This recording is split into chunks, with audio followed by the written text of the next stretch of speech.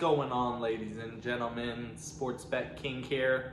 Thank you for tuning into today's video. I want to explain to you guys that a lot of people on the internet or wherever you may find them, they want to talk about how they can win you money.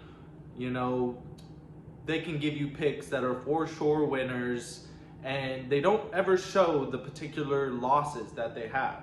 It's fucking crazy. So I'm gonna go through and explain to you guys what I do after a loss, because this weekend I did win some, but I lost more than I won. And so I want to give you the particular details on those specific bets that I placed and what I did to not chase my loss. He's jacking his little weenus.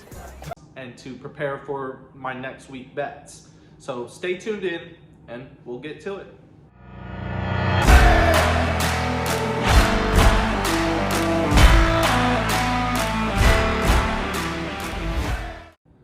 Alrighty guys, let's get to it. So what do you do after a loss? Like, what do you take into consideration? Some of the key things that I learned from my last night's losses, this weekend's losses, is coaching staff matters whenever you're making bets. For example, I had Davante Adams predicted below 57 yards because the Jets have the third ranked passing defense in the NFL at this moment. But I did not take into consideration that the head coach really wants to make a point. No, that's a bit of a problem. And so he's going to feed Davante Adams. Not only that, he chose a new quarterback, Aiden O'Connell, to do that. So first of the game, he's getting fed. Ultimately, Davante Adams goes for 87 yards. So I wanted to chase that loss by making a bet the second half of what he would do. I'm glad I didn't, because the Jets locked him up the second half. So these are things that you want to take into consideration is coaching staff. You want to take into the yards that they make in the first half compared to the second half. So I know that these next week games, I know that Davante Adams is going to be heavily targeted. And the reason why I know he's probably going to go off more than 57 yards or I don't know shit about fuck. more than however many yards that I bet on him is because they're probably not going to go against the third-ranked defense, and even if they did, he got 87. So this is still not for sure, but it's a better prediction than I made this weekend. Another example for you guys is Christian McCaffrey as an anytime scorer.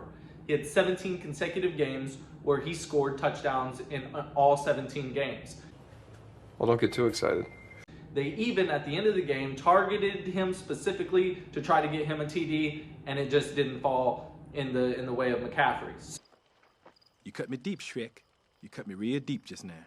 So the thing with this is that's a loss that you can't really predict. That's a loss that you can't even really, it just happens. So there's nothing that you can really do other than know that they were trying to target him to get him a touchdown. So next weekend, I'm still not going to go against him not being an anytime TD scorer, because I guarantee they're going to try to keep that streak going or start it over, and they're going to feed him early in the game to try to get him a touchdown.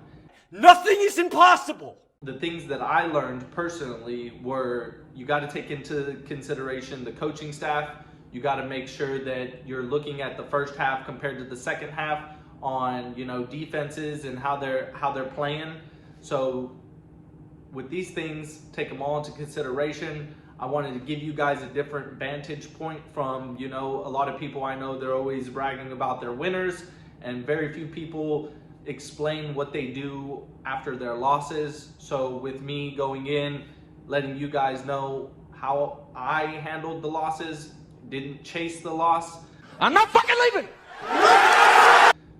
Always remember, responsible sports betting is the best sports betting, and make sure to manage that bankroll so that you are more sufficient with your cash and take less loss. So guys, I want to thank you for tuning into today's video. If you liked the content in this video, please like, share, subscribe.